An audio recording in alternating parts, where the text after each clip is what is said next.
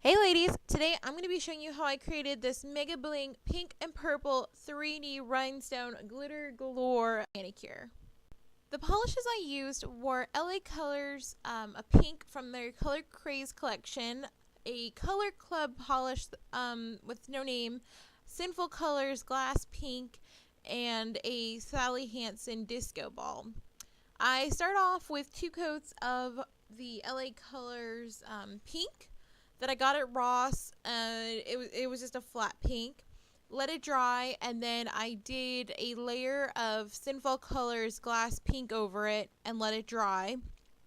Got my sparkly color club out, ready to go, as well as a purple or fuchsia. I think that's more purple. Glitter, and I just loaded up my brush with Color Club, the sparkly. I don't really know what color it is. Pink part sparkly. And working from the tip of the nail up towards the cuticle, I layered it just lightly, kind of pulling upwards, so not really covering it completely, kind of feathering it. Almost as if you were doing just a straight gradient on the nail. Using a big poofy brush that I don't really need anymore, I dip that into the purple glitter and lightly get it at the very tip of the nail and start kind of lightly working its way up, just to start getting that kind of gradient in. So you can see, just load up the brush a little bit at a time and kind of build it up. You don't need to get all of it in at once. It's just, just the first layer. And as with most of these more intense manicures, I'm just going to let the nail dry for a few minutes. You can see it how it is right now. It's dried. I went back and picked it up. I've got some darker purple glitter ready to go, as well as the Sinful Colors glass pink. And I'm just using the glass pink because it's a really thin glitter, and it's pretty liquidy, but also fairly neutral as far as glitters go. And I'm just putting that over the base of the nail, like at the tip again, and that's going to be the adhesive for the next layer of purple glitter. Obviously this glitter is a little bit darker and over the slightly pale color of the Sinful Colors polish. It really stands out a little bit more. It gives it a little bit more of a contrast while still letting that original shade of purple kind of shine through. So kind of rinsing and repeating. We're just building it up a little bit more. It shows obviously a little bit more because it's such a contrasting color to the original pink and purple. So you kind of gotta pick your colors wisely, but I like how it's turning out. And again, just kind of pushing it in lightly and building it up, and then of course as you go, sweep off the excess so you can really see what you're working with. You don't want any surprises when you brush it off later, and this will help keep it a more cohesive and covered look.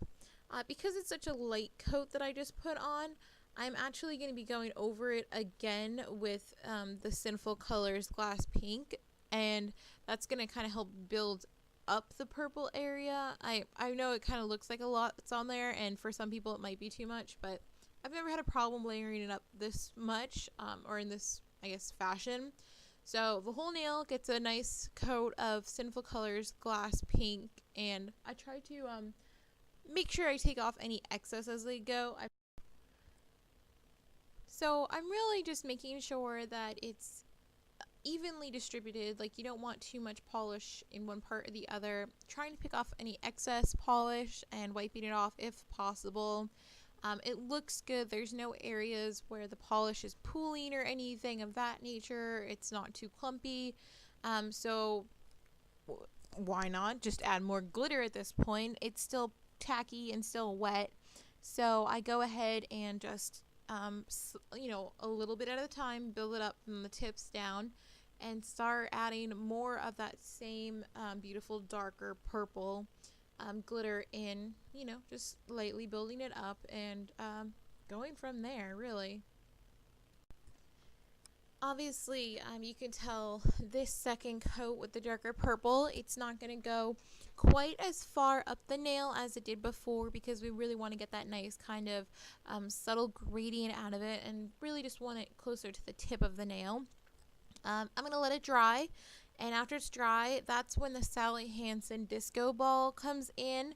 It's a clear glitter polish. I would say it has the holographic tendencies in the sense that, it's got multicolored glitter in it. It's clear glitter, but depending on which way the light hits it, it's multicolor.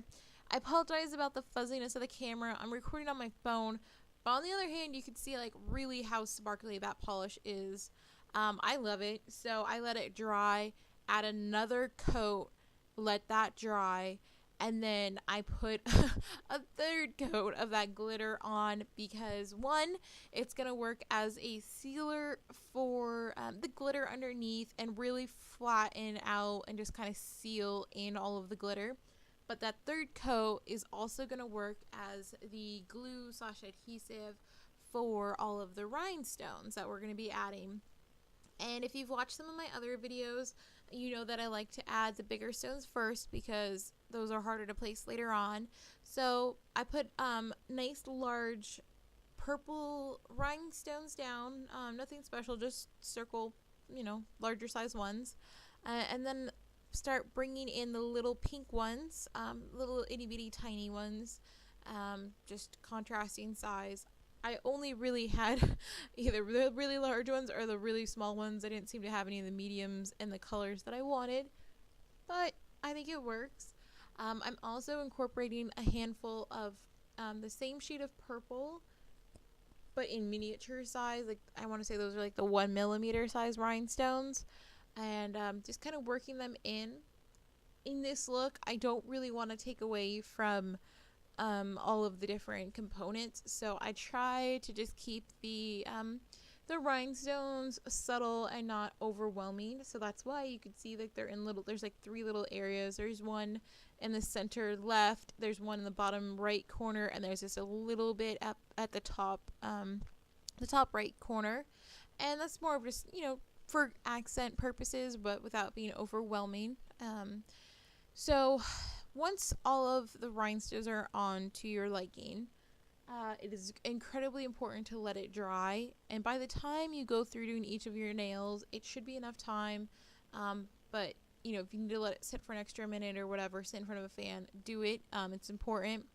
I, of course, always love finishing my glitter nails with 3D stuff on them with Orly's, what is it called? The Second Dry. I feel like it helps lock and seal them in, but also helps make sure all of the different layers are dry. I really enjoyed this manicure. I hope you did too. I hope it inspires you to try something new with your nail art. And if you try this look or you're just doing your nails and doing something fun, please share your nails with me on Facebook, link to your blog, or upload a picture. I'd love to see it. I'll toss a link down below so you know how to get in touch with me. And if you enjoyed this video, please make sure to like and subscribe to my channel. I'd really appreciate it. And as always, thanks so much for watching.